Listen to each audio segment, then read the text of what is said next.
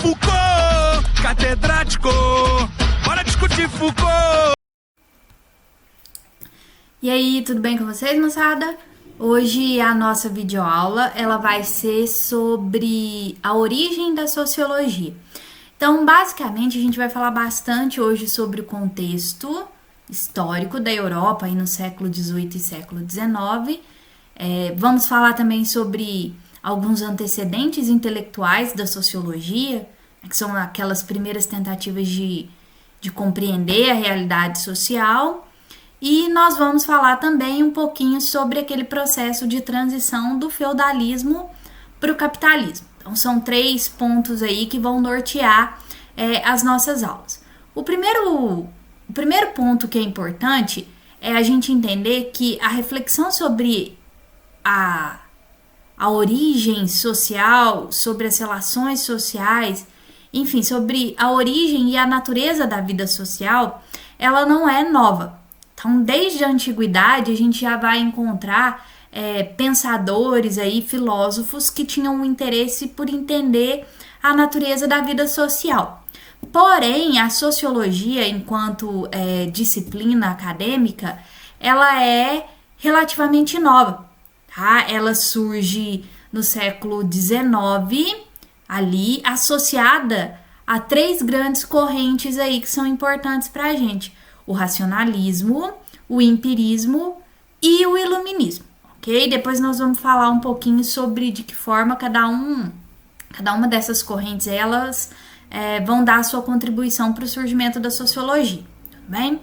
Então, quando a gente pensa no contexto de surgimento da sociologia, para a gente entender por que ela aparece especificamente ali no século XIX, não aparece assim como se fosse um milagre, né? Mas a necessidade de uma nova ciência, ela se faz presente naquele determinado momento histórico.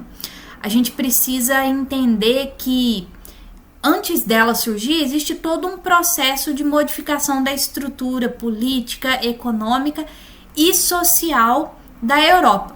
E aí a gente fala especificamente daquele processo de transição do capitalismo, daquele processo de transição do feudalismo para o capitalismo. Ali no final da Idade Média, quando a gente tem o surgimento do excedente, o ressurgimento do comércio, a formação dos burgos, né, que são os centros urbanos ali, que depois vão se configurar, aliás, como esses centros urbanos. Pessoal, o avanço do capitalismo e o iminente fim ali da Idade Média marca um processo de derrocada de uma série de estruturas pertencente à concepção feudal de mundo. A primeira delas diz respeito à posição do indivíduo na sociedade. Durante todo o período da Idade Média, clero e nobreza eram as 2 classes que tinham maior importância. Com o avanço, então, do capital, a nobreza, que é popularmente conhecida como aristocracia, perde a sua importância. Ela não deixa de existir. Aí a gente sabe que a nobreza ela é uma herança sanguínea, quer dizer que o nobre é o filho de nobre, e assim sucessivamente. Mas o indivíduo ele passa a ter uma importância social de acordo com aquilo que ele ganha, ou de acordo com as suas posses. Sou rica! Eu sou rica! As posses. Por isso que a aristocracia ela vai ser posteriormente substituída pela burguesia, porque os nobres eles ainda tinham uma importância, porém quem tinha mais dinheiro era considerado mais importante na escala social. Uma outra estrutura que basicamente desaparece é o campesinato.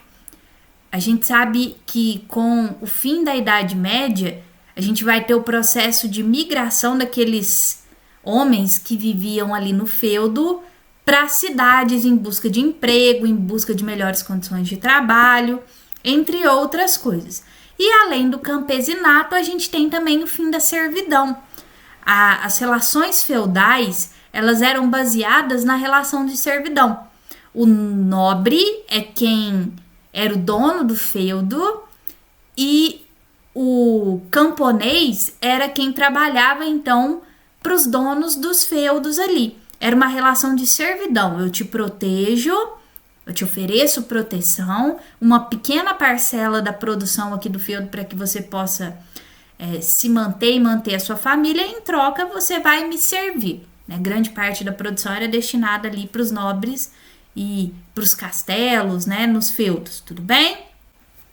Um outro fator que foi fundamental para a construção de uma nova sociedade europeia foi a Revolução Industrial no século XVIII.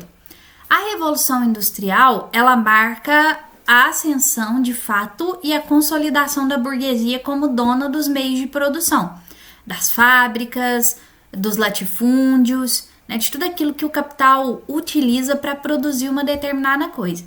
E essa classe, ela vai exigir também uma maior participação política, porque até então quem tomava as decisões eram a nobreza e o clero. Mas com o fim da estrutura feudal, essa forma de participação política ela precisou ser revista para incluir a burguesia. A gente vai ter o aparecimento da primeira forma de Estado moderno, que é o absolutismo, onde existia uma relação clara entre burguesia e reis absolutos. Né? Os burgueses sustentavam o luxo da corte dos reis por meio dos impostos, e em troca os reis favoreciam os burgueses no comércio. Essa relação foi benéfica até um certo ponto, até que o Estado absolutista ele já não era mais satisfatório para a burguesia. E a gente vai ter uma transição para o liberalismo, né, que é uma doutrina que vai favorecer aí o capitalismo. Além disso, a gente vai ter também o processo de urbanização. A gente tem o ressurgimento, né, das cidades que elas existiam lá na Idade Média, mas elas eram menos importantes porque a atividade política, econômica e social estava concentrada nos feudos. Então a gente vai ter o renascimento, basicamente, de algumas cidades e o ressurgimento de outras cidades aí que vão ser importantes, tudo bem? Além disso, essa urbanização, ela acontece de maneira descontrolada e sem planejamento, já que a gente tem uma migração em massa do homem do campo para a cidade, mas não existe, né, um planejamento no sentido de que essas pessoas chegam na cidade, onde elas vão morar, o que elas vão comer, onde elas vão trabalhar, quanto elas vão ganhar. Então é tudo muito desordenado, tá? Tudo muito bagunçado. Isso vai gerar uma série de problemas. O primeiro deles diz respeito ao acúmulo de lixo, que é uma coisa óbvia, né? Se você não tem dentro da cidade um sistema que abarque aquela quantidade de pessoas, quanto mais pessoas ali, maior a produção de resíduos. E esses lixos produzidos aí, né, em larga escala, vão gerar uma série de doenças, e essas doenças elas vão ocasionar uma taxa de mortalidade muito alta. Então a gente tinha uma expectativa de vida muito pequena, né, perto do que a gente tinha ali na Idade Média, embora não fosse algo também significativo, bem? Então vocês percebam que a gente tem um contexto ali muito diferente daquele da Idade Média. Você tem uma aglomeração de pessoas muito maior, você tem centros urbanos cheios, sem estrutura para receber essa quantidade de pessoas, você tem fábricas funcionando, mas você não tem uma regulamentação de como isso vai funcionar. Então, se comparado com a Idade Média, é totalmente novo o que a Europa vivia, e depois, né, outros lugares também vão passar por esses processos de industrialização aí, ou paralelamente, ou depois tardiamente, né, mas isso vai acontecer de certa maneira em todas as partes aí do mundo. E nesse processo de industrialização, a gente sabe que França e Inglaterra foram pioneiras, né, foram os países aí que se industrializaram primeiro. E é óbvio que a gente vai ver as mudanças aí mais significativas acontecerem nesse país. A gente vai falar um pouquinho mais sobre a França, porque é ali que depois vai se desenvolver, né, o Iluminismo, a Revolução Francesa e outros antecedentes intelectuais importantes aí para a sociologia. Então, pessoal, a França vai se industrializar aí, e nesse processo a gente vai ter novas relações de trabalho surgindo, duas classes se consolidando, que são a burguesia e o proletariado. Então, quando o processo de industrialização ele acontece, a gente precisa pensar numa série de fatores e pensar de que maneira esse processo de industrialização interferiu na vida dos indivíduos. Vamos pensar no exemplo da França, tudo bem? Sim, você fala como se fosse um emprego de muita categoria. Não tem trabalho ruim, senhora. O ruim é ter que trabalhar. Então, quando a gente fala de industrialização, a gente tem que pensar num aspecto que é muito importante, que é a questão relacionada à jornada de trabalho.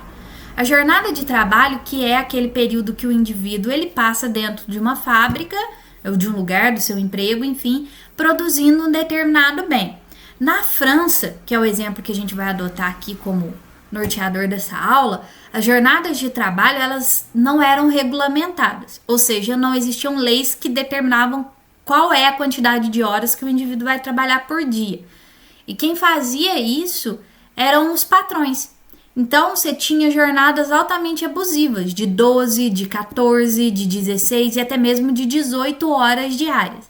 Agora, vocês imaginem um indivíduo dentro de uma fábrica, onde você não tinha condições adequadas de trabalho, porque você não tinha proteção, você não tinha horário de almoço regulamentado, trabalhando até 18 horas. Então, era uma circunstância totalmente nova, porque o homem que trabalhava no campo, nos feudos, tinha o seu horário de trabalho regulamentado pela hora que o sol nasce e depois pela hora que o sol se põe. E aí entra o papel até da energia elétrica, né, que vai aumentar a produtividade das fábricas e vai possibilitar, por exemplo, a implantação do trabalho noturno. Porque agora, se a gente depende de luz, o problema está resolvido, ao contrário do campo. Porque se não existe energia elétrica, você não tem como realizar um trabalho de noite, né? Você é totalmente dependente disso. E nós tínhamos também postos diferentes, né? Formas de empregos diferentes dentro de uma mesma fábrica. Você tinha, por exemplo, o aprendiz. O aprendiz que ganhava metade de um salário de um operário, que já era baixo. Então, além de não ter uma jornada de trabalho regulamentada, você tinha também um salário que não era padronizado. Isso também era pago ali de acordo com aquilo que era negociado entre patrão e empregado. A gente tinha também, por exemplo, as mulheres que ingressam no mercado de trabalho e que passam a ganhar, por exemplo, metade daquilo que um aprendiz ganha. Ou seja, se comparado ao salário de um operário, as mulheres ganhavam 1/4 desse salário. Então, assim, era um salário baixo, né, extremamente abusivo. E nós tínhamos também o trabalho infantil. Né? Não é que ele não exista hoje, mas naquela época era altamente difundido e visto como algo essencial. A criança também ganhava um salário baixíssimo. Ela não ia para a escola, porque esse tipo de estudo era... O estudo, a formação intelectual, na verdade, ela era voltada para os filhos dos burgueses. E meninos, por exemplo, de 9 a 13 anos poderiam trabalhar 12 horas por dia. Já crianças de 13 a 16 anos já poderiam trabalhar 12 horas por dia. E eram essas crianças que eram os aprendizes, ou seja, que ganhavam metade do salário de um operário. Porém, nesse processo todo, tem um ponto que é muito interessante. É que na medida em que o burguês precisava ir para a fábrica, ele precisava encontrar um lugar onde ele pudesse deixar o seu filho. Tá? E é aí que a gente tem o processo de invenção da infância. A gente tende a achar que a infância é um período, né, da evolução aí da criança que sempre existiu. Mas na verdade não. A infância ela foi inventada num determinado momento para que o pai pudesse, por exemplo, deixar o menino ou a menina na escola para que ele pudesse se dedicar ao trabalho da fábrica. Vocês podem perceber que nas pinturas ali da Idade Média e até mesmo mais antigas, a criança ela era retratada como um mini adulto. ela se vestia como um adulto, ela se comportava como um adulto. É só a partir do momento em que a infância é instituída durante um curto período da vida das pessoas, é que a gente tem aí de fato a ideia da criança, aquele que vai ficar na escola. Só que o que acontecia? O burguês tinha dinheiro para pagar ali um colégio para que o seu filho pudesse permanecer um tempo ali enquanto ele se dedicava na fábrica. Ao contrário das camadas mais pobres, né, dos operários que precisavam trabalhar nessas jornadas exaustivas de até 18 horas por dia e que as crianças também precisavam trabalhar. E então era muito comum o infanticídio, né, que era o assassinato de crianças ou o abandono dessas crianças. Imagine você, né, que precisa trabalhar de segunda a segunda para se alimentar e, né, no caso da mulher, por exemplo, ela engravida e aí ela precisa se sustentar. Só que se ela não trabalha, ela não ganha, porque não existia licença maternidade, férias premium, licença paternidade, nada disso. Então, assim, ela tinha que fazer uma escolha clara entre sobreviver ou a criança sobreviver. Então, as crianças muitas vezes eram abandonadas e o infanticídio era cometido de maneira muito comum, né, pelas camadas mais pobres da sociedade que não tinham com quem deixar os filhos. Tudo bem? Além disso, a gente já tem aí o que eu disse, que eu citei, na verdade, aí um exemplo, que é essa nova concepção de tempo. Agora, o tempo do homem, ele é ditado pelo tempo da máquina. Eu trabalho não de acordo com o meu tempo, produzindo as coisas de acordo com a minha agilidade, mas de acordo com o tempo que a máquina me propõe. Se numa determinada máquina eu tenho que produzir 10 caixas por hora, eu tenho que trabalhar naquele ritmo. Além da gente ter outras jornadas de trabalho aí sendo instituídas em função da energia elétrica, do uso da energia elétrica, inclusive o trabalho noturno, ok? Então, basicamente, são alguns pontos aí importantes que a gente tem e que mostram pra gente o quanto essa sociedade moderna, industrializada, era diferente da sociedade medieval. E o que vai acontecer, pessoal? É nesse contexto que surge, então, a necessidade de uma nova ciência que pudesse dar conta dessa nova realidade social. Por que não delegar essa função de estudar a realidade social à filosofia? De certa maneira, até então, era papel dela também.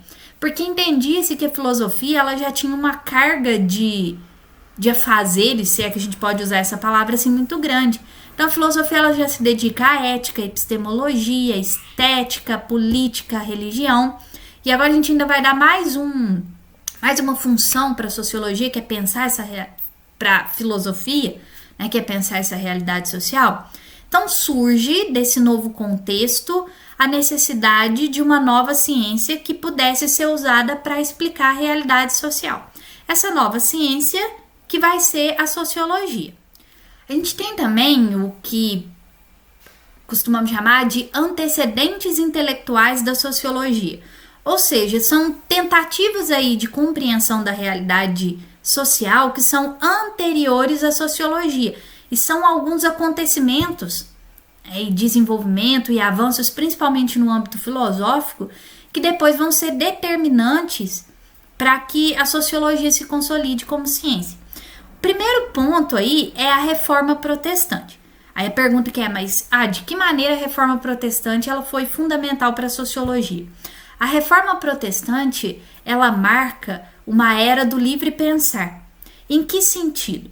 No sentido em que, à medida em que Lutero, né, traduz lá a Bíblia para o alemão, para a língua vernáculo, e permite que as pessoas que não conheçam latim tenham acesso àquilo que está escrito na Bíblia, isso significa que agora as pessoas podem interpretar por si mesmas aquelas escrituras. E elas não dependem mais do padre ou do pastor, ou do rabino, seja lá quem for, para fazer isso para ela. Então, o que Lutero fez traduzindo a Bíblia para o alemão foi permitir que pessoas que não soubessem latim tivessem acesso ali às escrituras. E essa ideia que se aplica ali para a Bíblia, depois também vai se aplicar a outros campos do conhecimento. Então, eu não preciso que alguém me fale como a realidade social é. Eu mesmo posso elaborar uma teoria sobre isso. Então, é a ideia da autonomia do pensar, que vem ali também com a Revolução Científica, Galileu, Copérnico, Isaac Newton. É a ideia de que nós somos capazes de construir um saber autônomo. Então, né, isso vai marcar a sociologia também, ok? Depois nós temos a Revolução Francesa. Não vou entrar em detalhes, né, porque vocês veem mais em história, mas a Revolução Francesa, ela traz 2 pontos aí, que são a liberdade e o individualismo. A gente sabe que é uma revolução burguesa, né, tem todos aqueles pontos ali, mas ela tem 2 legados que são importantes, a liberdade e o individualismo, que são valores burgueses, e valores que depois vão se refletir, principalmente a ideia da liberdade, e aí a gente entra de novo na ideia da liberdade do pensar, que vão se refletir na construção dessa nova ciência. E nós temos também o iluminismo, né, que é a doutrina ali que influencia e que marca ali a Revolução Francesa. O iluminismo traz como principal legado a crença na razão, ou seja, a ideia de que o homem deve recorrer às categorias racionais para entender a realidade. A racionalização da realidade, ela vai ter desdobramentos extremamente importantes, né? Principalmente na construção da ciência moderna e das outras disciplinas, porque nós vamos ver que a sociologia, ao contrário da filosofia, ela é uma ciência. Mas lembrando sempre que dizer que a filosofia não é ciência não tira em nada o mérito do conhecimento que ela produz. É um conhecimento diferente, apenas isso. E nós temos aí algumas tentativas de explicar a realidade social. Por exemplo, com Montesquieu, que tenta entender a realidade, a diversidade da realidade por meio do método comparativo. Pega uma sociedade e comparo a outra. E um outro exemplo que a gente tem que é muito bom é o exemplo dos contratualistas, né, que são aqueles conjuntos, que são aqueles pensadores, né, que pensam a ideia de um contrato social e que querem entender a origem e a função do Estado. E dentro desse contexto entra também a origem da sociedade civil. Então são tentativas aí de compreender a realidade social, tentativas iniciais. E no nosso próximo vídeo vai procurar entender como que a sociologia foi se consolidando, quais são as primeiras tentativas aí de transformar a sociologia em ciência, de dar para ela um objeto bem delimitado e um método. Tudo bem? Então é isso, pessoal, essa aula aí sobre a origem da sociologia. Beleza?